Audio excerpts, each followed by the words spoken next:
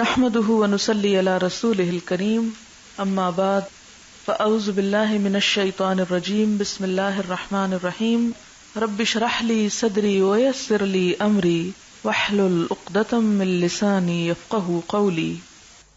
قرآن پاک میں اللہ سبحانہ وتعالی کا ارشاد ہے، للہ ملک السماوات والارض يخلق ما يشاء يهب لمن يشاء اناثا ويهب لمن يشاء الذكور او يزوجهم ذكرانا واناثا ويجعل من يشاء اقيما انه عليم قدير۔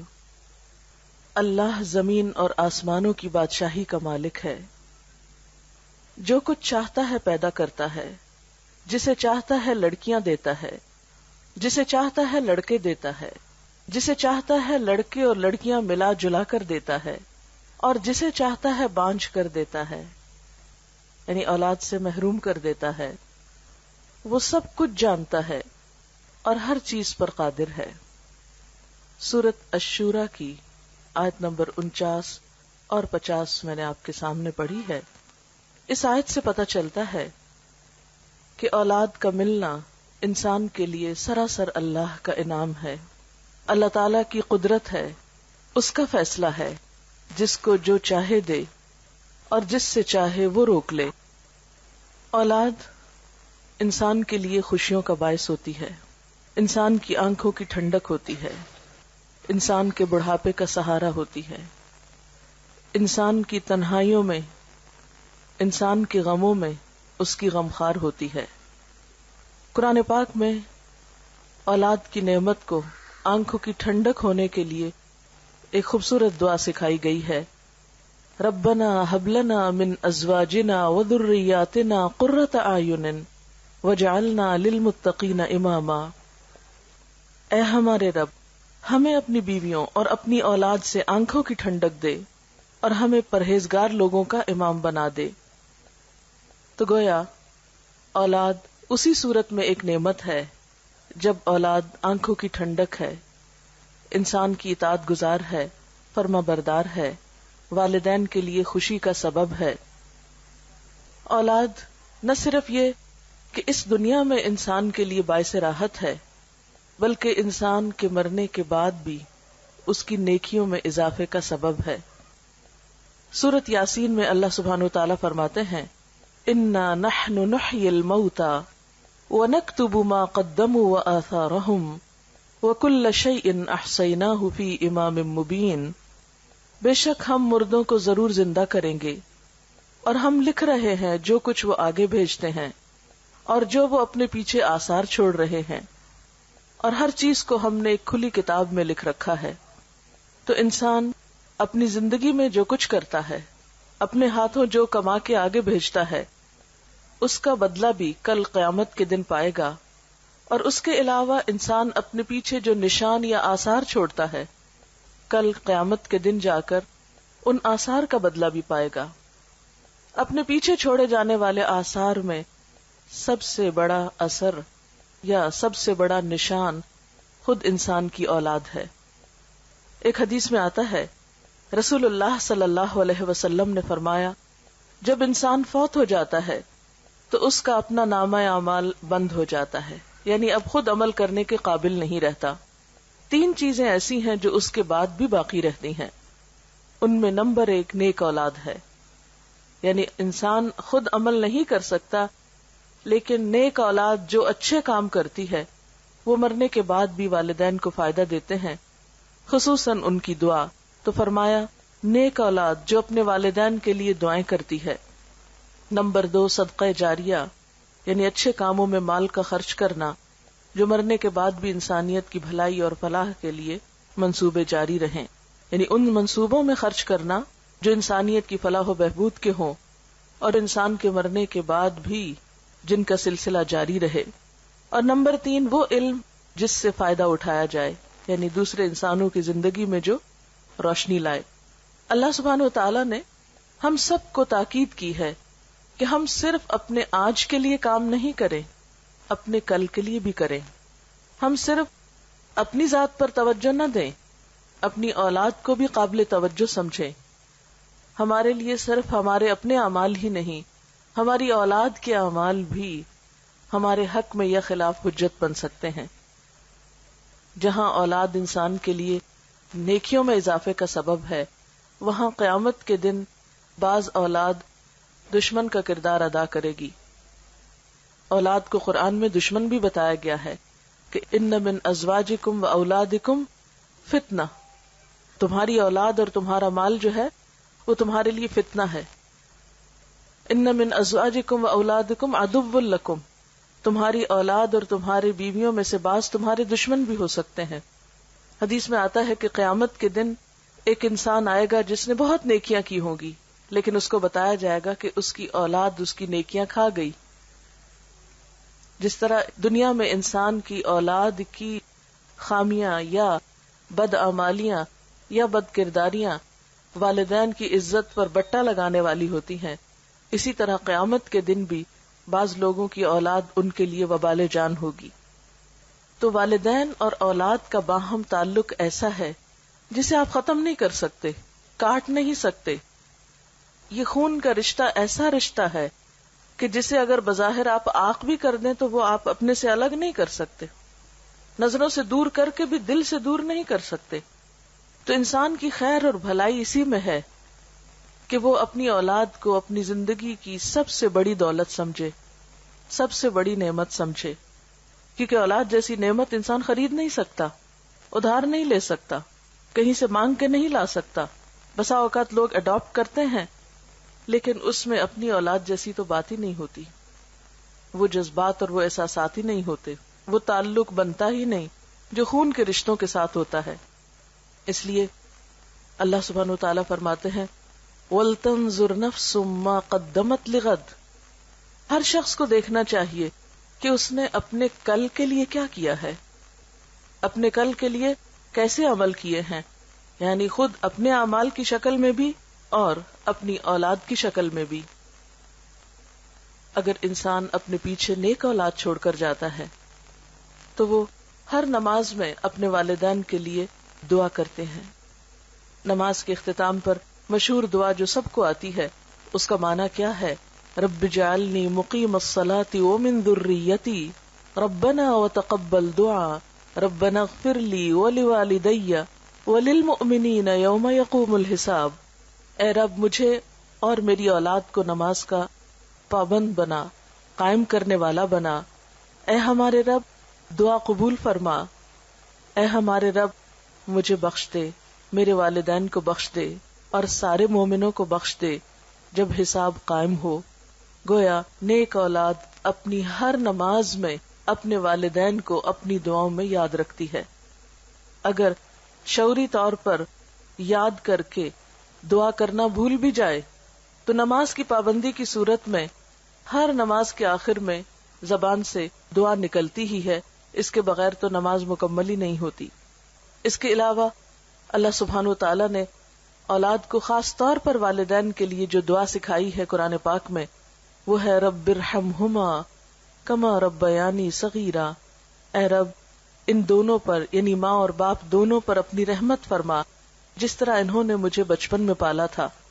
گویا اسلام میں اولاد کی یہ ذمہ داری ہے کہ وہ والدین کے ساتھ اچھا سلوک کرے، حسن سلوک کرے، اور اسی حسن سلوک میں سے ہے کہ وہ والدین کی جہاں خدمت کرے وہاں ان کے لیے دعائیں بھی کرے، ان کے ساتھ اچھا معاملہ بھی کرے۔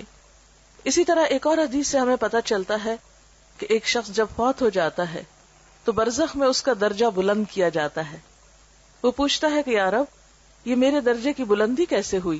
تو اسے بتایا جاتا ہے کہ تمہارے بعد تمہاری اولاد جو دعا کر رہی ہے تمہارے لیے، اس کی وجہ سے یہاں تمہارا درجہ بلند ہو رہا ہے۔ تو والدین کی دعائیں اولاد کے لیے اور اولاد کی دعائیں والدین کے لیے قبول ہوتی ہیں، لیکن یاد رکھیے کہ یہ سب کچھ انسان کو اسی وقت نصیب ہو سکتا ہے جب انسان اپنی ذمہ داری پوری کرے۔ یعنی اگر ہم اپنی اولاد کی تربیت کے لیے کوشش کریں گے، اس کے لیے محنت کریں گے، دعائیں مانگیں گے، اس چیز پر توجہ دیں گے تو انشاءاللہ اولاد بھی اچھی ثابت ہوگی۔ ہاں، بہت کم ایسا بھی ہوتا ہے کہ والدین اپنا فرض پوری طرح ادا کرتے ہیں لیکن اولاد معاشرے یا ماحول کے اثر سے والدین کا حق ادا نہیں کرتی۔ تو ہم دیکھتے ہیں کہ دنیا کے جتنے بھی نیک لوگ گزرے ہیں انہوں نے صرف اپنی نیکی کی فکر نہیں کی بلکہ اپنے ساتھ اپنی اولاد کی نیکی کی بھی فکر کی ہے، اور خاص طور پر مرتے وقت انہیں یہ فکر کم تھا کہ ہماری اولاد کھائے گی کہاں سے، رہے گی کہاں پر، یہ فکر زیادہ تھا کہ ہماری اولاد ہمارے بعد کام کیسے کرے گی۔ اور اس میں ہم دیکھتے ہیں حضرت ابراہیم اور حضرت یعقوب علیہ السلام کی مثال، وَوَصَّى بِهَا إِبْرَاهِيمُ بَنِيهِ وَيَعْقُوبُ يَا بُنَيَّ إِنَّ اللَّهَ اصْطَفَى لَكُمُ الدِّينَ فَلَا تَمُوتُنَّ إِلَّا وَأَنْتُمْ مُسْلِمُونَ۔ ابراہیم علیہ السلام نے اور یعقوب علیہ السلام نے اپنے بچوں کو وصیت کی۔ وصیت کہتے ہیں مرنے سے پہلے انسان اپنی اولاد کے حق میں کچھ تاکیدیں کر جائے۔ انہوں نے اپنی اولاد کو کیا وصیت کی کہ اے میرے بچوں، اللہ نے تمہارے لیے اس دین کو چن لیا تو تمہیں موت ہرگز نہ آئے مگر یہ کہ تم مسلمان ہو، یعنی ہمارے بعد تم حالت اسلام پر ہی زندہ رہنا۔ اسی طرح پھر فرمایا ام کنتم شہداء اذ حضر یعقوب الموت، کیا تم اس وقت حاضر تھے جب یعقوب علیہ السلام کو موت آئی، اذ قال لبنیہ، جب انہوں نے اپنے بچوں سے کہا ما تعبدون من بعدی، میرے بعد کس کی عبادت کرو گے، قالوا نعبد الہک و الہ آبائک ابراہیم و اسماعیل و اسحاق الہا واحدا ونحن له مسلمون، کہ ہم تیرے الہ، تیرے باپ دادا ابراہیم، اسماعیل اور اسحاق علیہم السلام کے الہ کی عبادت کریں گے جو ایک ہی الہ ہے، اور ہم سب اسی کے فرما بردار اور اسی کے تابع دار ہیں۔ اسی طرح ہم دیکھتے ہیں کہ لقمان نے اپنے بچے کو وصیت کی اور اس نے اپنے بچے کو عمدہ اخلاق سکھائے جس کا ذکر ہمیں قرآن پاک میں بھی ملتا ہے۔ ان کے بارے میں آتا ہے وَلَقَدْ آتَيْنَا لُقْمَانَ الْحِكْمَةَ أَنِ اشْكُرْ لِلَّهِ، اور آگے جا کر وہ اپنے بچے کو بہت ساری نصیحتیں کرتے ہیں جس میں وہ اپنے بچے کی اچھی اخلاقی حالت یعنی عبادات کے ساتھ ساتھ اسے اچھا اخلاق بھی سکھاتے ہیں، جس میں خصوصی طور پر تکبر سے بچنے کے لیے کہتے ہیں اور لوگوں سے اچھی طرح بات کرنے کے لیے کہتے ہیں، اور آواز کی طرف بھی توجہ دلاتے ہیں کہ دیکھو بہت چیخ چلا کے بات نہ کرنا، کیونکہ سب سے ناپسندیدہ آواز گدھے کی آواز ہوتی ہے، لوگوں سے منہ موڑ کے بات نہ کرنا، اور اسی طرح کی اور بہت سی نصیحتیں۔ اسی طرح ہم دیکھتے ہیں کہ حضرت زکریا علیہ السلام اپنے اولاد کے لیے دعا کرتے ہیں، اور خصوصاً جب ان کے پاس ابھی اولاد نہیں بھی تو وہ اس کی پیدائش سے پہلے دعا کرتے ہیں کہ ربی ہب لی من الصالحین۔ حضرت اسماعیل علیہ السلام کے بارے میں آتا ہے کہ کانا یأمر اہلہ بالصلاۃ والزکاۃ، کہ وہ اپنے گھر والوں کو نماز اور زکوٰۃ کا حکم دیتے تھے۔ تو اس سے پتہ چلتا ہے کہ جتنے بھی اللہ والے گزرے ہیں اور انبیاء ان میں سر فہرست ہیں، انہوں نے اپنی اولاد کی نیکی، اچھے اخلاق اور اچھے کردار کی ہمیشہ فکر کی، اور اس کی انہیں تلقین بھی کرتے رہے۔ جہاں وہ خود ان کے لیے ایک عملی نمونہ تھے، ایک اچھی مثال تھے، وہاں اس کے ساتھ ساتھ انہوں نے اس کی خاص طور پر فکر بھی کی۔ اور یاد رکھیے کہ اچھی تربیت اولاد کا حق ہے۔ والدین اپنی اولاد کے لیے جو کچھ بھی کماتے ہیں، جو کچھ بھی چھوڑتے ہیں، جو بھی فکر کرتے ہیں، ان میں سب سے بہترین تحفہ جو ماں باپ اپنے بچوں کو دے سکتے ہیں وہ اچھی تربیت کا تحفہ ہے۔ رسول اللہ صلی اللہ علیہ وسلم نے فرمایا کوئی والد اپنی اولاد کو اس سے بڑھ کر تحفہ نہیں دے سکتا جتنا بہترین تحفہ اچھا ادب اور اچھا اخلاق ہے۔ یعنی ماں باپ اولاد کو جو سب سے خوبصورت گفٹ یا بہترین تحفہ دے سکتے ہیں وہ اچھا ادب اور اچھا اخلاق ہے، کیونکہ اولاد کا اچھا سلوک اور اچھا برتاؤ سب سے بڑھ کر والدین ہی کی خوشی کا سبب ہوتا ہے۔ کیونکہ اگر آپ اولاد کو اچھا اخلاق سکھاتے ہیں تو وہ اچھا اخلاق سب سے پہلے خود آپ ہی کے کام آئے گا، کیونکہ سب سے قریبی رشتہ تو آپ ہی کا ہے ان کے ساتھ۔ اور اسی طرح سب سے بڑا غم اور سب سے بڑا دکھ اور سب سے بڑی تکلیف اگر انسان کی زندگی میں کوئی ہو سکتی ہے تو وہ اولاد ہی کی ہو سکتی ہے۔ اس لیے اگر اولاد اچھی ہے تو انسان کے لیے ہر طرف خوشیاں ہی خوشیاں ہیں، خواہ اس کے پاس کھانے کو بہت نہ بھی ہو یا اس کے پاس بہت بڑی جائیداد نہ بھی ہو، لیکن اولاد کی فرما برداری، اولاد کی خدمت، اولاد کا اچھا سلوک، والدین کے لیے بے پناہ خوشیوں اور راحت کا سبب ہوتا ہے۔ ایک اور روایت میں آتا ہے، یعنی رسول اللہ صلی اللہ علیہ وسلم نے فرمایا کہ آدمی کے لیے کسی کو خیرات میں ڈھیر سارا مال دینے سے بہتر ہے کہ اپنے بیٹے کی اچھی تربیت کرے اور اس کو نیک عادتیں سکھانے میں روپیہ خرچ کرے۔ یعنی حتیٰ کہ مال خرچ کرنے میں بھی انسان کو راہ بتائی گئی کہ بہترین جگہ جہاں انسان اپنا مال خرچ کر سکتا ہے وہ اولاد کی تربیت ہے۔ اس میں ہمیں ایک مشہور واقعہ تاریخ کا ملتا ہے، ربیہ الرائی کا۔ ان کے والد نے شادی کی اور ابھی ربیہ اپنے والدہ کے پیٹ میں ہی تھے کہ باپ کو کہیں جانا پڑ گیا۔ اس دور میں مسلمانوں کی جو حکومت تھی وہ دور دور تک پھیلی ہوئی تھی۔ نبی صلی اللہ علیہ وسلم کی وفات کے تقریباً 1 سال کے اندر مسلمان مشرق و مغرب کے مالک ہو گئے تھے، اور ان کی مہم میں ایک طرف افریقہ کی طرف جا رہی تھی، دوسری طرف چین کی سرحدوں کو چھو رہی تھی۔ تو ایسے میں جو فوجیں اتنی دور دور جاتی تو وہ سال ہر سال تک واپس نہ آ سکتی تھی۔ تو ربیہ کے والد بھی کئی سال کے بعد جب پلٹے تو اپنی بیوی کو جو مال دے کر گئے تھے تو اس کا حساب مانگا اس سے۔ تو کہنے لگی کہ ابھی تم مسجد سے ہو کر آؤ، پھر مجھ سے حساب کرنا، کیونکہ ایک اچھی خاصی رقم وہ چھوڑ کر گئے تھے۔ تو دیکھا واپس آئے تو کچھ بھی باقی نہیں، پوچھا کہ کہاں ہیں پیسے، تو اس نے کہا کہ ابھی ذرا تم مسجد سے ہو کر آؤ۔ بہرحال وہ مسجد میں گئے تو دیکھا کہ ایک طرف ایک شخص بیٹھا لوگوں کو کچھ سکھا پڑھا رہا ہے اور اس کے ارد گرد لوگوں کا ایک جم غفیر ہے۔ تو بہت حیران ہوئے کہ یہ شخص کون ہے، یہ نوجوان کون ہے کہ جس کی بات میں اتنا اثر ہے اور جس کے ارد گرد اتنے لوگ ہیں۔ تو پتہ چلتا ہے کہ یہ انہی کا بیٹا ہے جس کی تعلیم و تربیت پر، یعنی باپ کے جانے کے پیچھے ماں نے اس کا سارا مال خرچ کیا اور بہترین توجہ دی۔ ماؤں کے اندر یہ جذبہ اور یہ کردار کیسے تھا؟ یعنی بعض اوقات ایسا ہوتا ہے کہ تربیت میں ماں تنہا رہ جاتی ہے، یہ ساری ذمہ داری ماں پر آ جاتی ہے۔ تو ایسے میں جہاں ماں کو یہ فکر ہونی چاہیے کہ اولاد کھائے کہاں سے، وہاں اس بات کی بھی فکر ہونی چاہیے کہ اولاد کی تعلیم و تربیت کیسے ہو۔ اب یہ ہے کہ تربیت کے ذمہ دار کون ہیں؟ اس میں یاد رکھیے کہ صرف ماں نہیں، باپ بھی ہے، دونوں ہیں۔ لیکن چونکہ ابتداء میں بچہ ماں کے ساتھ وقت زیادہ گزارتا ہے، اس لیے obviously ماں کی ذمہ داری کچھ زیادہ بنتی ہے۔ ورنہ نبی صلی اللہ علیہ وسلم نے فرمایا کلکم راعٍ وکلکم مسئول عن رعیتہ، تم میں سے ہر شخص نگران ہے، ذمہ دار ہے، رسپانسبل ہے، اور ہر شخص سے اس کی رعایا کے بارے میں، یعنی جو اس کے ماتحت لوگ ہیں، جو اس کے ساتھ ہیں، ان کے بارے میں اس سے سوال کیا جائے گا۔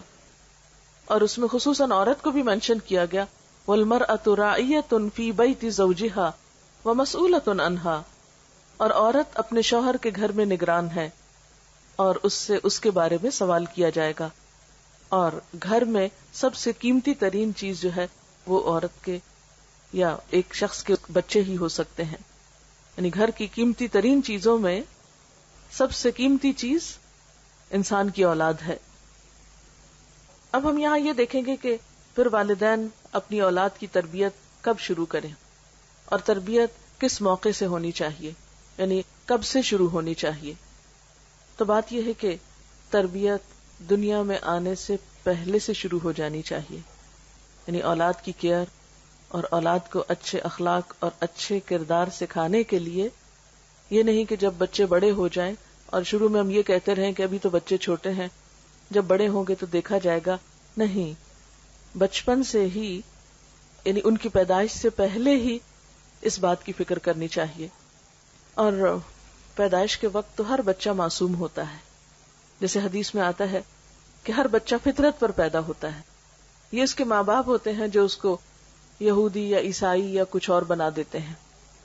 اب ایک بچہ جو بالکل پاک صاف اور معصوم ہے، ایک صاف کتاب کی طرح ہے، اس کو آپ کیا بناتے ہیں یہ آپ پر ڈیپینڈ کرتا ہے کہ آپ اس کی تربیت کس طرح کرتے ہیں۔ جیسا کہ پہلے میں نے عرض کیا کہ تربیت کا آغاز یا تربیت کی ابتدا جو ہے وہ پیدائش سے پہلے ہونی چاہیے۔ لہذا ہم دیکھیں گے کہ دوران حمل، یعنی ایک بچے کی ولادت سے پہلے ماں کو کیسا کردار ادا کرنا چاہیے۔ اور اس بات کی جو تحقیق ہے کہ ولادت سے پہلے ہی بچے کے اوپر ماں کے جذبات اور احساسات اور اس کے رویے کے اثرات پڑنا شروع ہو جاتے ہیں. یہ معروف بات ہے اور ایک ثابت شدہ حقیقت ہے. ایک بزرگ کے پاس کوئی خاتون گئی یہ پوچھنے کے لیے کہ میں اپنے بچے کی تربیت کیسے کروں. تو انہوں نے پوچھا کہ بچے کی عمر کیا ہے.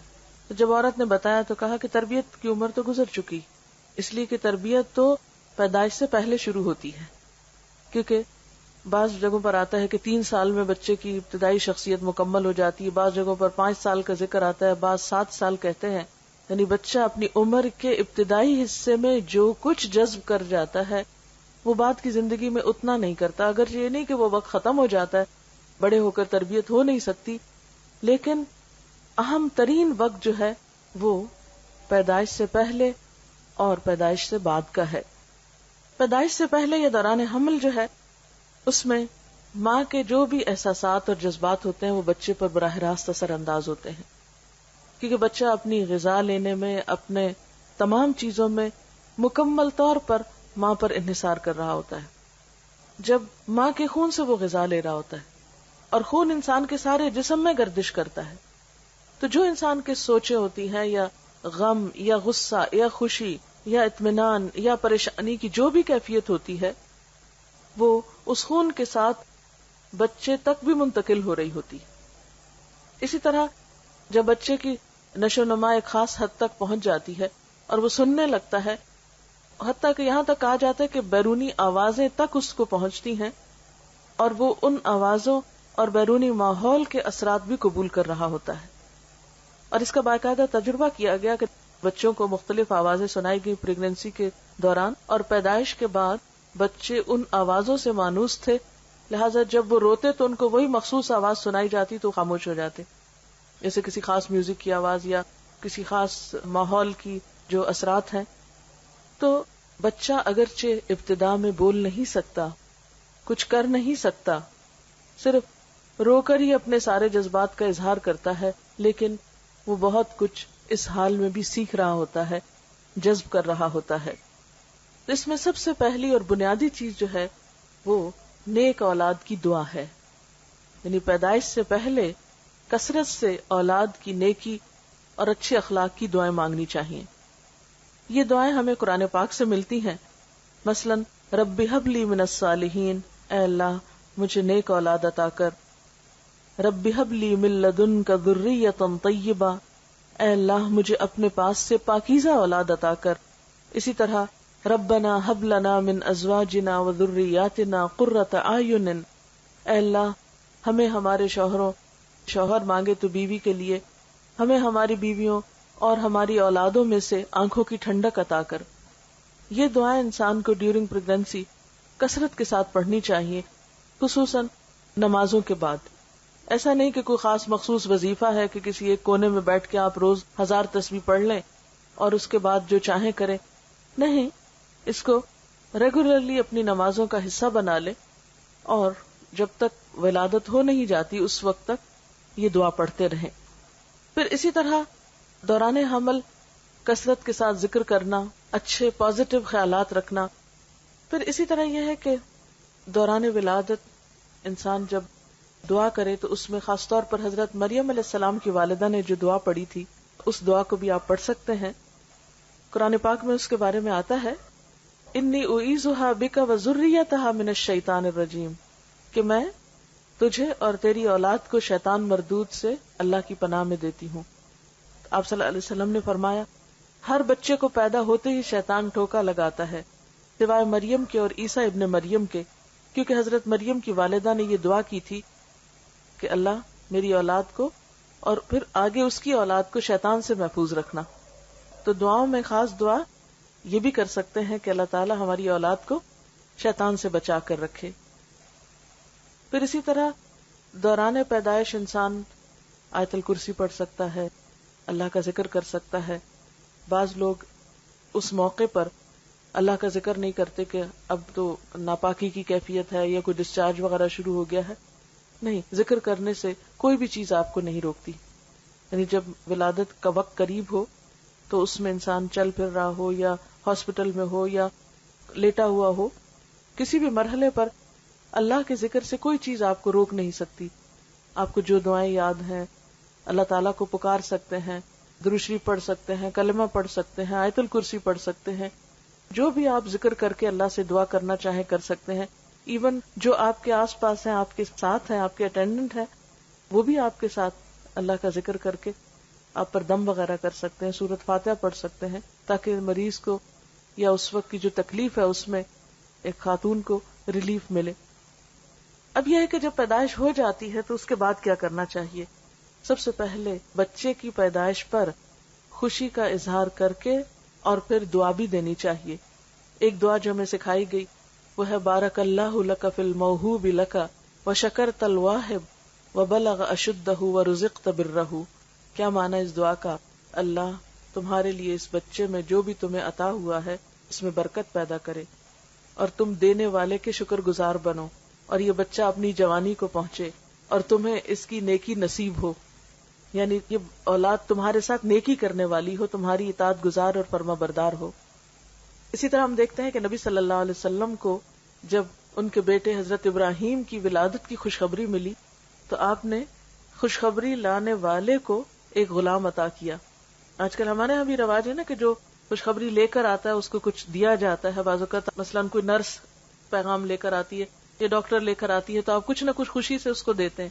تو یہ بھی ایک مسنون طریقہ ہے، اس کو اپنے اوپر بوجھ نہیں سمجھنا چاہیے. تو نبی صلی اللہ علیہ وسلم نے اتنا بڑا تحفہ ایک آنے والے کو دیا. اس طرح آپ کو یاد ہوگا کہ عربوں کے ہاں یہ عام رواج بھی تھا اور آپ صلی اللہ علیہ وسلم نے اس رواج کو ختم نہیں کیا.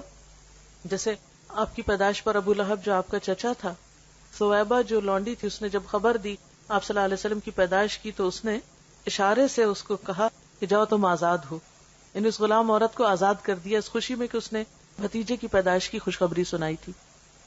تو اس موقع پر خوشی کا اظہار کرنا، خوشی میں خواہ آپ مٹھائی کھلائیں، خواہ آپ کسی کو کوئی تحفہ دیں، کوئی ہدیہ دیں، کچھ بھی کریں، ایسا کرنا کوئی خلاف اسلام نہیں ہے یا کوئی لوکل رسم نہیں ہے، نہیں، اللہ کی نعمت کا ایک اظہار ہے.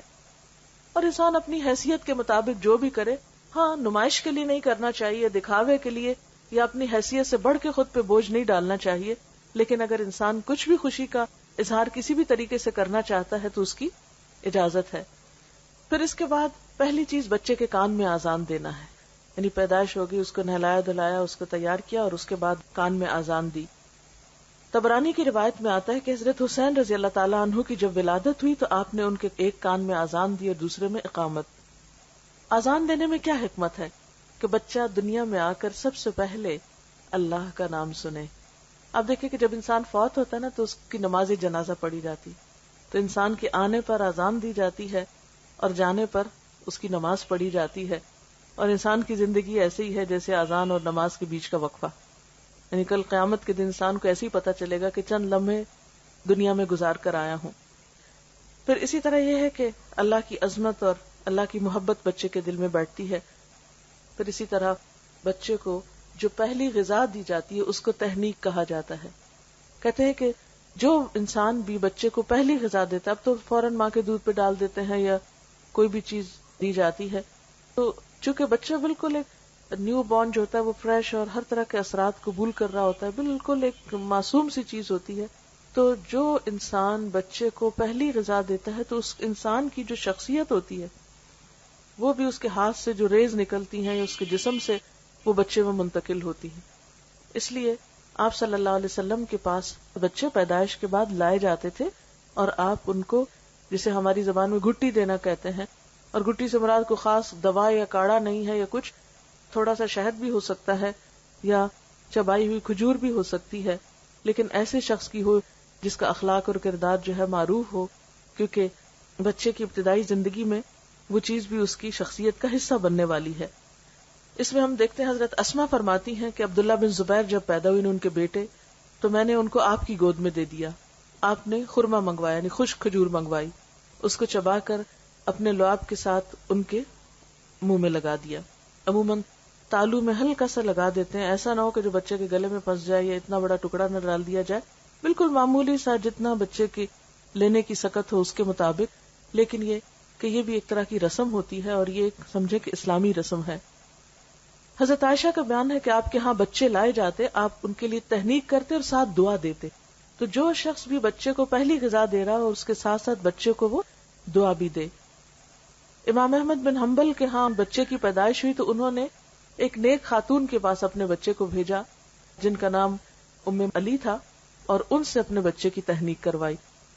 اسے بھی پتہ چلتا ہے کہ مرد کے علاوہ عورت بھی یہ کر سکتی ہے، یعنی یہ صرف مرد ہی نہیں کہ کوئی بہت بزرگ ہوں یا اللہ والے ہوں، گھر میں کوئی خاتون بھی ہو سکتی ہیں کوئی اچھے اخلاق اور کردار کی کہ جس کا آپ چاہیں کہ بچے کے اندر اس کی شخصیت کا بھی اثر جائے.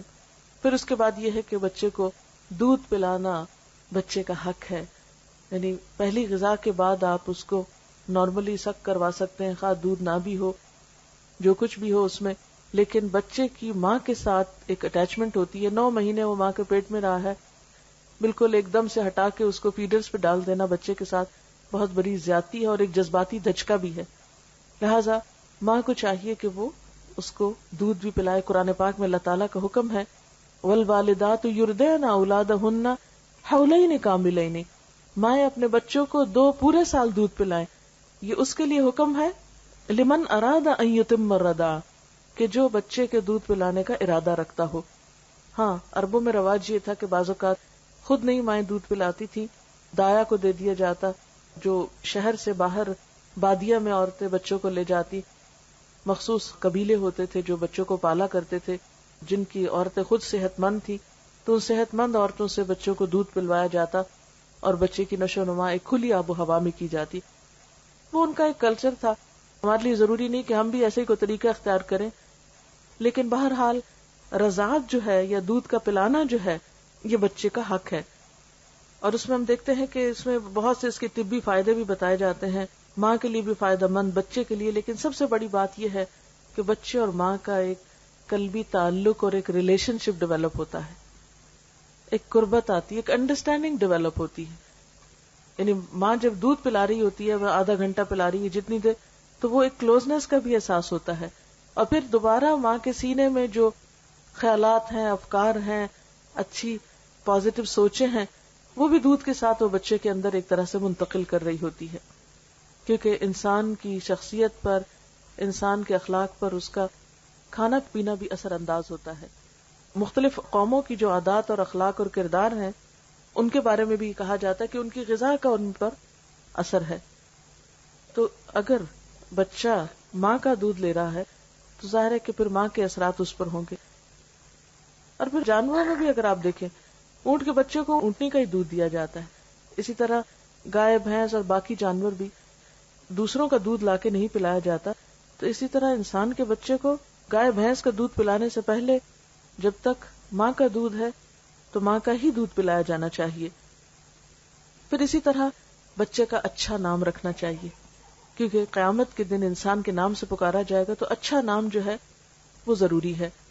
مثلاً ہم دیکھتے ہیں کہ حضرت زکریا علیہ السلام کو اللہ تعالیٰ نے جب اولاد کی خوشخبری دی تو ساتھ ہی بچے کا نام بھی بتایا اور فرمایا کہ ہم نے ایسا نام کسی اور کا نہیں رکھا، یہ دنیا میں ایک انوکھا نام ہے. یعنی اچھے نام میں معنی بھی اچھا ہو، اور اگر وہ ایک نیا نام ہو تو بھی اس میں کوئی قباحت نہیں.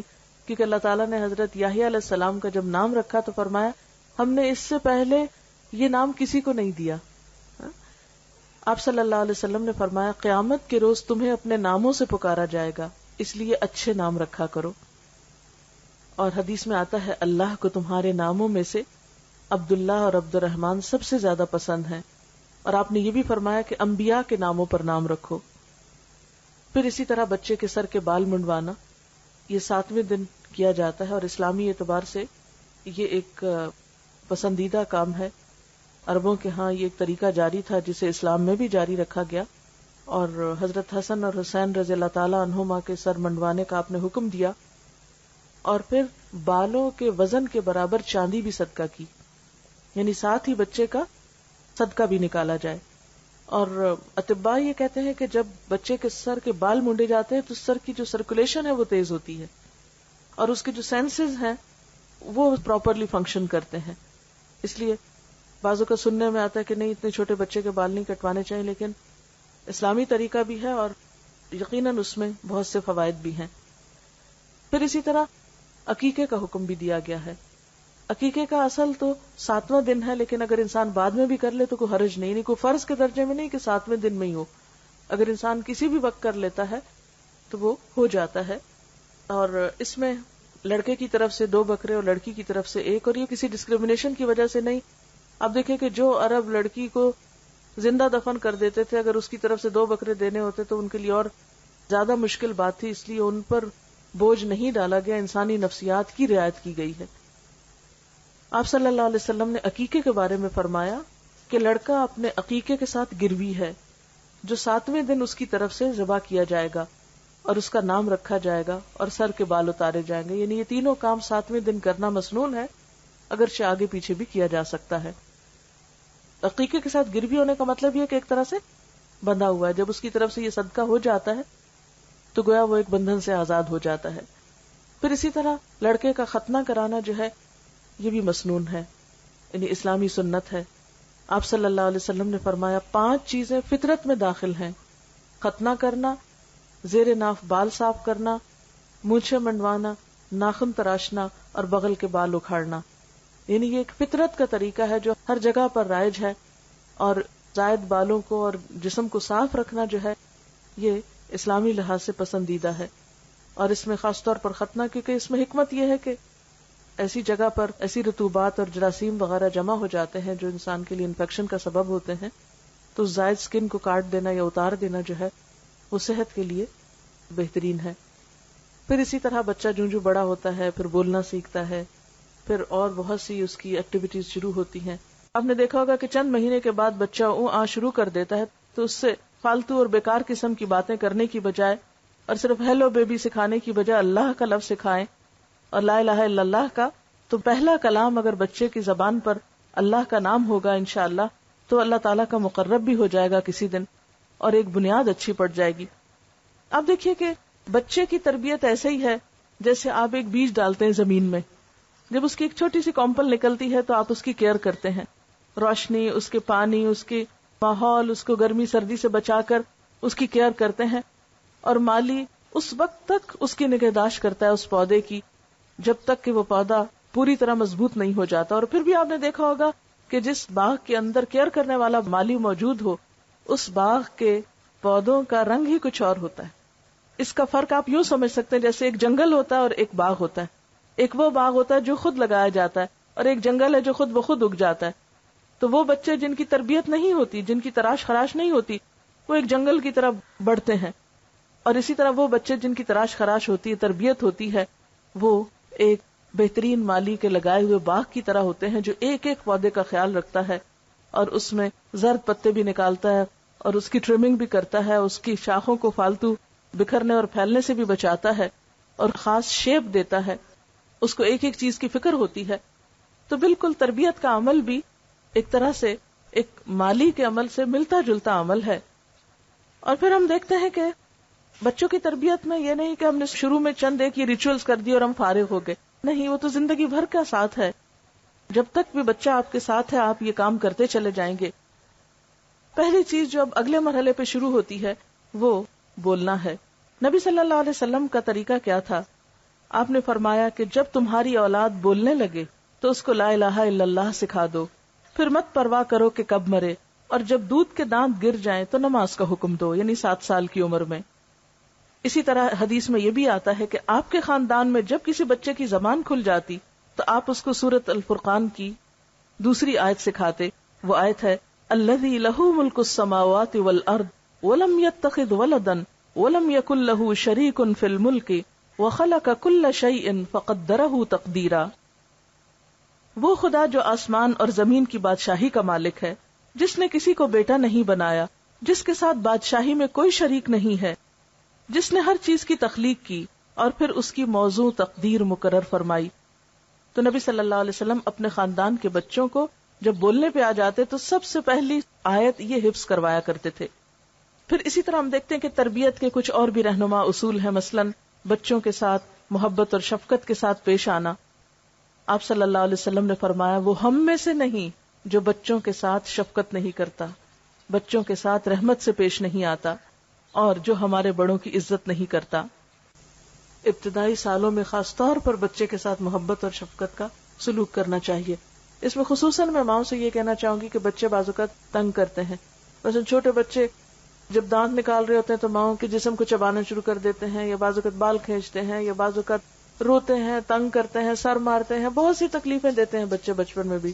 ایسے تمام مواقع پر صبر سے کام لینا اور خوشی کے ساتھ اور خندہ پیشانی کے ساتھ ان چیزوں کو برداشت کرنا ضروری ہے. بعض مائیں بے حوصلہ ہو کر بچے کو چھوٹی سی عمر میں مارنے لگتی ہیں، بعض اوقات ہاتھ دباتی ہیں، بعض اوقات دھکا دے دیتی ہیں، بعض اوقات چیخنے لگتی ہیں. یہ چیزیں بچے کی تربیت پر ایک نیگیٹو اثر ڈالتی ہیں. ان سے پرہیز کرنا چاہیے. دیکھیں ماں کے 3 درجے کیوں زیادہ ہیں؟ اسی وجہ سے کہ ماں تکلیفیں زیادہ اٹھاتی ہے تربیت میں اور اس کی اپ برنگنگ میں. آپ صلی اللہ علیہ وسلم ہمیشہ بچوں کے ساتھ پیار اور محبت کا برتاؤ کرتے تھے. اور حضرت حسن کے بارے میں آتا ہے کہ ان کو پیار سے جب اٹھاتے تو اپنی زبان کی سرخی نکال کے دکھاتے. یعنی بعض اوقات ہم بچوں سے لاڈ کرتے ہیں نا، تب آپ دیکھیں آپ اللہ کے پیغمبر ہیں، اتنا بڑا مقام اور مرتبہ ہے. تو بعض اوقات گھر کے بزرگ بہت ایک مصنوعی سا رویہ بچوں کے ساتھ رکھتے ہیں بزرگی کا، کہ نہیں بس ایک روب کے ساتھ بچے کے ساتھ بات کر. نہیں، اللہ کے رسول صلی اللہ علیہ وسلم سے بڑھ کر بڑا مرتبہ کس کا ہو سکتا ہے؟ ایک اور صحابی ہے محمود بن ربی، وہ کہتے ہیں کہ میری عمر 5 سال تھی. آپ صلی اللہ علیہ وسلم نے کنویں سے پانی کا ڈول نکالا، منہ میں کلی بھری اور میرے منہ پہ پھار پھینکی. یعنی بچوں کے ساتھ بچوں جیسی شرارت کرنا. پھر آپ صلی اللہ علیہ وسلم آگے بڑھ کے خود سلام کیا کرتے تھے، اٹھا لیا کرتے تھے اور ہر لحاظ سے خیال رکھتے. اس میں ہم دیکھتے ہیں کہ پھر اسی طرح جابر بن سمرہ اپنے بچپن کا واقعہ بیان کرتے ہیں کہ انہوں نے آپ کے پیچھے نماز پڑھی اور اس کے بعد آپ اپنے گھر کی طرف چل پڑے. کہتے میں بھی ساتھ ہو لیا، میرے ساتھ اور بچے بھی تھے. آپ نے سب بچوں کو پیار کیا، مجھے بھی پیار کیا. یعنی بچوں کو یاد تھا کہ ہمیں آپ صلی اللہ علیہ وسلم نے کس کس موقع پر پیار کیا. پھر اسی طرح آپ کا معمول تھا جب آپ سفر سے تشریف لاتے تھے تو جو مدینہ میں اونٹنی داخل ہوتے سب بچوں کو اوپر بٹھانا شروع کر دیتے تھے. تو یعنی جیسے ایسا ہوتا نا کہ باپ گھر میں آ رہے ہیں یا کوئی بزرگ آ رہا ہے تو بچے سارے اکٹھے ہو جاتے ہیں، کوئی کندھوں پہ چڑھنے لگتا ہے، کوئی لپٹنے لگتا ہے. تو ایسے میں بچوں کو ان کی شوخیاں کرنے دینا چاہیے. آپ صلی اللہ علیہ وسلم ان کو اپنی سواری پر سوار کرنا شروع کر دیتے تھے، خواہ وہ کسی کے بھی بچے ہوتے تھے، محبت کے ساتھ اور شفقت کے ساتھ. پھر اسی طرح آپ صرف مسلمان بچوں کے ساتھ نہیں، بغیر کسی مذہب کی تفریق کے ہر ایک کے بچوں کے ساتھ اچھا سلوک کرتے تھے. ہجرت کے موقع پر جب آپ کا مدینہ میں داخلہ ہو رہا تھا تو چھوٹی بچیاں جو تھیں وہ آپ کے استقبال کے لیے کھڑی تھیں اور انہوں نے آپ کے لیے گیت گائے تھے اور آپ نے ان سے پوچھا کہ تم یہ کیوں کر رہی ہو؟ تو انہوں نے کہا کہ اللہ کے رسول صلی اللہ علیہ وسلم ہم آپ سے محبت کرتے. تو آپ نے فرمایا میں بھی تم سے پیار کرتا ہوں. یعنی عام طور پہ ہم بچوں کو اگنور کر دیتے، نہیں، ان کے ساتھ پیار محبت کی بات کرنا یا ان کا حال پوچھ لینا یہ انسان کی شان میں کمی نہیں کرتا. اور سب سے بہترین چیز بچوں کو پھر اچھا اخلاق سکھانا ہے، اور خاص طور پر چاہے لڑکا ہو یا لڑکی ہو ان میں فرق نہ کریں. آپ نے فرمایا خاص طور پر کچھ دینے کے معاملے میں بچوں میں فرق نہ کرو، اس سے ان کی شخصیت پر منفی اثرات پڑتے ہیں. اور خصوصاً ابتدائی زندگی میں پہلے 7 سال تو زیادہ سے زیادہ شفقت اور محبت ہی کا سلوک کرنا چاہیے. اقرا بن حابس کے بارے میں آتا ہے کہ وہ آپ صلی اللہ علیہ وسلم کے پاس آئے اور آپ اس وقت حضرت حسن کو گود میں بٹھا کر پیار کر رہے تھے. تو اقرا کو دیکھ کر بہت تعجب ہوا، بولے اے اللہ کے رسول صلی اللہ علیہ وسلم آپ بھی بچوں کو پیار کرتے ہیں؟ کیونکہ ان کے ہاں کیا تھا کہ جو شخص جتنا روب والا ہو وہ بچوں کو بس صرف ٹیڑھی آنکھ سے ہی دیکھے اور ڈرائے رکھے اور اٹھائے نہیں. بچوں کو اٹھانا شاید کوئی کمزوری کی علامت ہے. اور کہنے لگا کہ میرے تو 10 بچے ہیں لیکن میں نے کبھی کسی کو بھی پیار نہیں کیا. آپ نے فرمایا اگر اللہ نے تمہارے دل سے رحمت و شفقت چھین لی ہے تو میں کیا کر سکتا ہوں. یعنی بچوں کو پیار نہ کرنا سنگ دل ہونے کی علامت ہے، اور بچوں کے ساتھ شفقت و محبت سے پیش آنا رحم دلی کی علامت ہے. پھر اسی طرح بچوں کو اچھا اخلاق سکھانا. نبی صلی اللہ علیہ وسلم نے فرمایا اپنی اولاد کی عزت کرو. یعنی بچوں کی بھی بے عزتی نہیں کرنی چاہیے، ان کو تان و تشنی نہیں کرنی چاہیے، ان کو برے ناموں سے نہیں پکارنا چاہیے، ان کا مذاق نہیں اڑانا چاہیے، بلکہ اس کے برعکس بچوں کے ساتھ بھی عزت کا معاملہ کرنا چاہیے، کیونکہ ان کی بھی عزت نفس ہوتی ہے. اگر بار بار مجروح ہوگی تو ماں باپ کے دشمن ہو جائیں گے. ان کے آداب بہتر بناؤ، اس لیے کہ تمہاری اولاد تمہارے لیے اللہ کا ہدیہ ہے. یعنی اولاد ایک طرح سے تحفہ ہے تمہارے لیے، لہٰذا اس تحفے کی قدردانی کرو. پھر اسی طرح اگر ایک سے زائد بچے ہوں تو بچوں کے درمیان مساوات کرنے کا حکم دیا. آپ صلی اللہ علیہ وسلم نے فرمایا سووا بین اولادکم فی العطیہ لو کنت مفضلا احدا لفضلت النساء. تم بچوں کو کچھ دینے میں برابری کرو، اگر میں کسی کو زیادہ دے سکتا تو بیٹیوں کو زیادہ دیتا. لیکن یہ ہے کہ بیٹے ہوں یا بیٹیاں جب بھی ان کے لیے کچھ خریدیں یا جب بھی ان کو کچھ دینے لگیں تو سب کے ساتھ برابری کریں. بعض اوقات ایسا ہوتا ہے کہ کوئی ایک بچہ اپنی فرما برداری، اچھے اخلاق کی وجہ سے والدین کا زیادہ پسندیدہ ہو جاتا ہے، یا چھوٹا بچہ جو ہوتا ہے وہ عموماً ماں باپ کو زیادہ پیار ہوتا ہے، یا بعض اوقات بڑا بچہ جو ہوتا ہے وہ زیادہ توجہ لے جاتا ہے. لیکن اپنے دلی جذبات اور اپنی توجہ کو ایک طرف رکھتے ہوئے دینے دلانے کے معاملے میں برابری کرنی چاہیے. محبت میں تو بسا اوقات برابری نہیں ہو سکتی، کیونکہ انسان کے جذبات ہر ایک کے لیے مختلف ہوتے ہیں اور وہ انسان کے بس کی بات بھی نہیں ہوتی. لیکن اس کا اظہار کرنے میں بھی اعتدال سے کام لینا چاہیے، کیونکہ بعض اوقات ماں باپ ایک بچے کی تعریف دوسرے بچے کے سامنے اتنی زیادہ کرتے کہ دوسرے بچے احساس کمتری میں مبتلا ہو جاتے ہیں، یا یہ کہ وہ ماں باپ سے دور ہونے لگتے ہیں کہ ماں باپ کو ہم سے تو محبت ہے ہی نہیں. ایسا نہیں کرنا چاہیے. سب بچوں سے یکساں سلوک کرنا چاہیے. اور اگر کوئی بچہ بدتمیز بھی ہو یا اس کے اندر کوئی ایسی چیز بھی ہو تو صبر کے ساتھ درگزر کرنا چاہیے اور اس کو دوسروں سے زیادہ توجہ دینی چاہیے، حتیٰ کہ وہ اور زیادہ قریب آ جائے اور اعتماد کرنے لگے ماں باپ پر. پھر اسی طرح بچوں کی تعلیم و تربیت کا اہتمام کرنا. حضرت عمر فرماتے ہیں کہ والد پر اولاد کے حقوق میں سے یہ بھی ہے کہ انہیں لکھنا پڑھنا سکھائے اور انہیں حلال خوراک مہیا کرے. یعنی تربیت میں ایک اہم چیز حلال خوراک یعنی حلال کھلانا ہے، کیونکہ بچوں کو اگر حرام پر پالیں گے تو وہ والدین ہی کے نافرمان ہوں گے. کیونکہ اگر آپ اللہ کی نافرمانی کر رہے ہیں تو آپ کے بچے آپ کے فرما بردار کیسے ہوں؟ اگر آپ ان کو لقمہ حلال نہیں دے رہے، لقمہ حرام دے رہے ہیں، تو ان کے اندر پھر خدا کی محبت کیسے پیدا ہو؟ پھر محض تعلیم اور محض تربیت اور محض درس کچھ نہیں کریں گے جب تک کہ رزق حلال کی طرف توجہ نہ کریں. پھر اسی طرح لڑکوں کے ساتھ ساتھ لڑکیوں کی بھی تربیت. نبی صلی اللہ علیہ وسلم نے فرمایا، جس شخص نے 3 لڑکیوں یا 3 بہنوں کی سرپرستی کی، تعلیم و تہذیب سکھائی، ان کے ساتھ رحم کا سلوک کیا، یہاں تک کہ اللہ ان کو بے نیاز کر دے، یعنی ان کی شادی وغیرہ ہو جائے، اپنے گھروں میں چلی جائیں، تو ایسے شخص کے لیے اللہ نے جنت واجب فرما دی. یعنی بیٹوں کی تربیت بھی، لیکن بیٹیوں کی تربیت خوش دلی سے کرنا اور ان کو اپنے لیے بوجھ نہ سمجھنا. جیسے عام طور پہ آپ نے دیکھا ہوگا بچیاں جب جوان ہوتی ہیں، ذرا سی رشتے کی بات ہو رونے لگتی ہیں، ہم آپ پہ بوجھ ہے نا. تو یہ احساس نہیں ہونے دینا چاہیے بچیوں کو کہ وہ ہم پر بوجھ ہیں. خوش دلی کے ساتھ، محبت کے ساتھ، جب تک رشتہ نہ آئے ان کی کیئر کرنا، خیال رکھنا، بہتر طریقے سے ان کی پرورش کرنا اور ان کی ضروریات کا خوش دلی سے خیال رکھنا، یہ سب کچھ نیکی میں شمار ہوتا ہے. حتیٰ کہ وہ مال جو انسان اپنی اولاد پر خرچ کرتا ہے اس کا اجر و ثواب کہیں زیادہ ہے بنسبت اس کے کہ جو کسی اور پر انسان خرچ کرتا ہے. اور تربیت میں ایک خاص چیز جو ہے، یا ایک چیز اگر آپ یاد رکھ سکیں تو انشاءاللہ اس سے بچوں کی نفسیات کو سمجھنے اور ان کے ساتھ معاملہ کرنے میں بہت سہولت ہو جائے گی. اس میں ایک مشہور مقولہ یہ ہے کہ والدین اپنے بچے کے ساتھ پہلے 7 سال کھیلیں، یعنی ان کے کھیل میں شریک ہوں یا ان کو کھیلنے دیں. اگلے 7 سال اسے نظم و ضبط سکھائیں، ڈسپلن سکھائیں، یعنی پھر سختی بھی کر سکتے ہیں. پھر اگلے 7 سال اس کے دوست بنے رہیں، یعنی گویا جب بچہ 14 سال کا ہو جائے تو اس کے ساتھ دوستوں والا معاملہ کریں، اعتماد میں لیں. عموماً بچیاں والدین کو کچھ بتاتے ہوئے گھبراتی ہیں، تو اگر بچیوں کے ساتھ یا والد کی بچوں کے ساتھ دوستی ہوگی تو وہ اپنی باتیں آ کے شیئر کریں گے. اور اگلے 7 سال پھر آزاد چھوڑ دیں، 21 سال کے ہو جائیں تو پھر ان کو بہت روک ٹوک نہیں کریں. اور وہی وقت ہوتا ہے جب شادی ہوتی ہے، تو شادی کے بعد پھر بچوں کے معاملات میں انٹرفیئر کرنا اور ان کو پریشرائز کرنا، اب یہ کرو اب وہ کرو، نہیں، اب چھوڑ دیں، اب ان کو اپنی زندگی بسر کرنے دیں.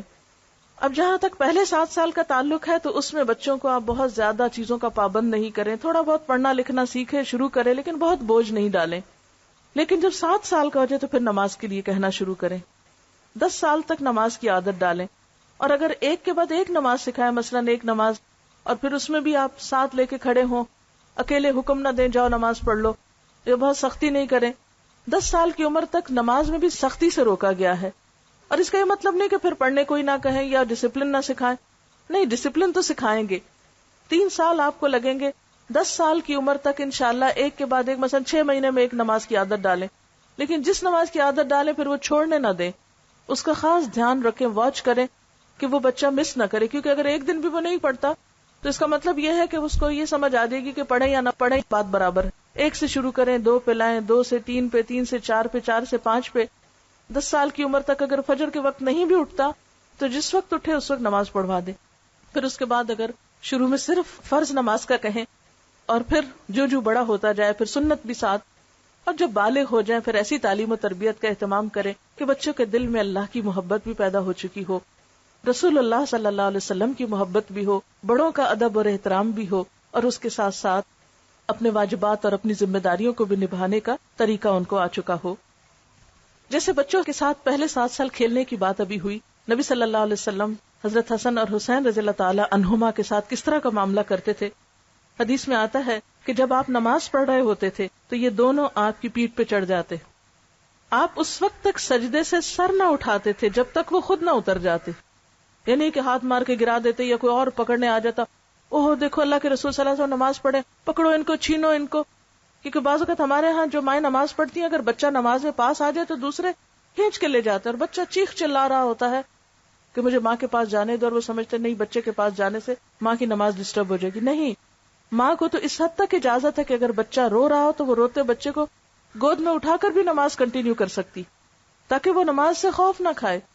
بہت سے بچے دین سے اس لیے بھاگ جاتے ہیں کہ اب ماں نماز پڑھی اور لمبی نماز پڑھ رہی ہے اور بچہ بلا رہا ہے اس کو کوئی جواب نہیں مل رہا، اب وہ قرآن پڑھ رہی ہے تو پڑھ رہی ہے، بچہ بلا رہا ہے، رو رہا ہے، اس کو بھوک لگی ہے یا اس کو ٹوائلٹ جانا ہے یا کچھ اور، ماں اٹھ نہیں رہی، یا وہ اپنی دوستوں میں بیٹھی اور باتیں کیے جا رہی ہے، ٹیلی فون کال آ گئی ہے، 15 منٹ آدھا گھنٹہ اس کا ٹیلی فون پہ جا رہا ہے اور بچہ رو رو کے وہیں قدموں میں سو گیا، تو یہ چیزیں درست نہیں۔ بچہ ماں کی سب سے پہلی پرائرٹی ہونی چاہیے۔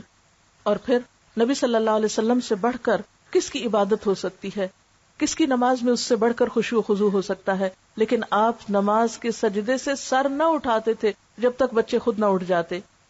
بعض اوقات کسی بچے کے رونے کی آواز آتی تو آپ نماز مختصر کر دیتے تھے، لمبی نماز نہیں پڑھاتے تھے، یعنی جماعت کے ساتھ۔ اسی طرح حضرت امامہ جو آپ کی نواسی تھی، حضرت زینب کی بیٹی، ان کے بارے میں آتا ہے کہ آپ صلی اللہ علیہ وسلم بعض اوقات ان کو کندھے پر بٹھا کے نماز شروع کر دیتے، یعنی قیام میں کندھے پر بٹھا لیتے تھے، یعنی صرف لڑکوں کو نہیں، اگر چھوٹی بچی بھی ہے تو مرد کی نماز میں کوئی خلل نہیں ہے اس سے۔ اور وہ آپ کے ڈائریکٹ اپنے بچے نہیں تھے، بیٹی کے بچے تھے، نواسے تھے، لیکن اس کے باوجود بھی آپ ان کے ساتھ محبت و شفقت کا معاملہ کرتے ہیں، تاکہ نمازوں کے دوران بھی۔ پھر اسی طرح بچوں کو ڈرانے دھمکانے سے پرہیز کرنا چاہیے۔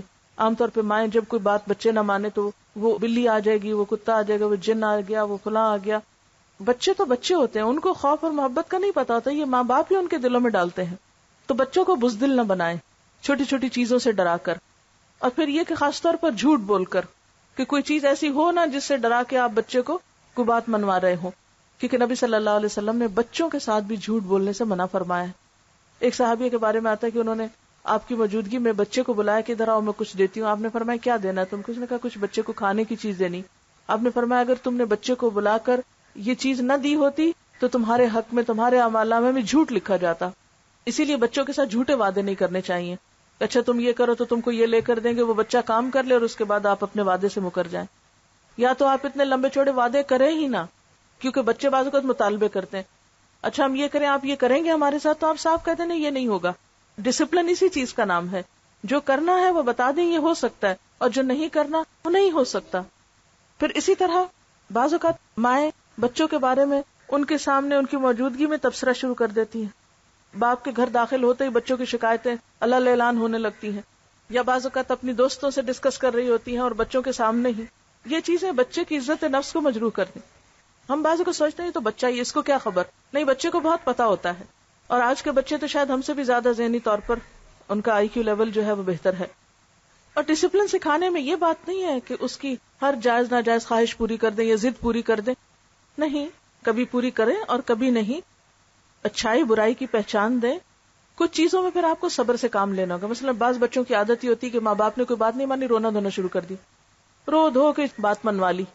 اب جب آپ بے جا ضد ایک دفعہ پوری کر دیتے تو ان کو بھی ایک طریقہ ہاتھ آ جاتا ہے کہ جو بات یہ نہیں مانتے ویسے تو رو کے منوا لی جائے۔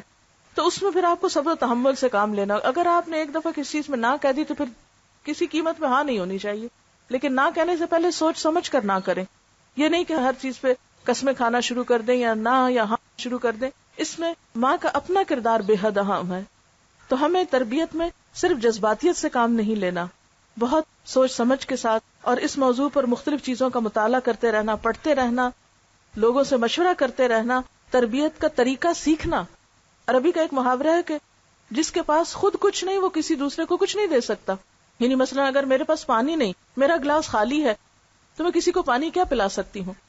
اگر میرا ظرف خالی ہے، میرا سینہ خود اللہ کی محبت سے خالی ہے، میری عقل خود دین کے علم سے آری ہے، اللہ کی محبت اور دین کا علم کہاں سے سکھا سکتی ہوں؟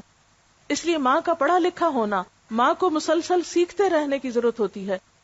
یعنی کہ ایک پڑھی لکھی ماں جو ہے ایک پڑھی لکھی جنریشن لائے گی. اس لیے بچیوں کی تعلیم جو ہے وہ تو لڑکوں سے بھی زیادہ اہم ہے. لیکن آج ہم تعلیم کا مطلب سمجھتے ہیں کہ کچھ پڑھ لکھ کر انسان کو نوکری کر لے، کچھ کمائی کر لے. نہیں، اس کے لیے تو ہنر ہوتا ہے. اسلام میں تعلیم و تربیت انسان کو انسان بنانے کے لیے ہوتی ہے، انسان کی عقل اور روح اور جذبات کی بہترین نشو و نما کے لیے ہوتی ہے. پھر اسی طرح بعض اوقات بچے کو مارنے کی ضرورت بھی پڑتی ہے. اگرچہ 10 سال کی عمر میں مارنے کی اجازت ہے، لیکن اس کی بھی کچھ شرائط ہیں. ایک تو یہ کہ شدید غصے کی حالت میں نہیں مارنا چاہیے. پھر اسی طرح 10 سال کی عمر سے پہلے نہ مارا جائے. پھر اسی طرح چہرے اور سینے اور پیٹ پہ نہیں مارنا چاہیے. پھر اسی طرح 3 ضربوں سے زائد نہیں لگانی چاہیے. ایسی ضرب نہیں جس سے نشان پڑ جائے بچے پہ. اور اگر کبھی ایسی ضرورت پڑے تو تنہائی میں بچے کے ساتھ آپ ایک آدھ لگا سکتے ہیں. لیکن لوگوں کے بیچ میں بیٹھے بیٹھے ادھر سے دھپ مارا، ادھر سے ہاتھ مروڑے، ادھر سے کان کھینچے، ادھر سے بال کھینچے، ادھر سے دھکا دے دیا، یہ سب بہت ہی زیادتی کی باتیں ہیں. یہ تربیت کے لیے سخت نقصان دہ ہیں، کیونکہ جس کی آپ عزت نہیں کر رہے اس کی آپ تربیت کر ہی نہیں سکتے. تربیت کرنے کے لیے بھی دوسرے کو اعتماد میں لینا اور اس کو عزت دینا بے حد ضروری ہے.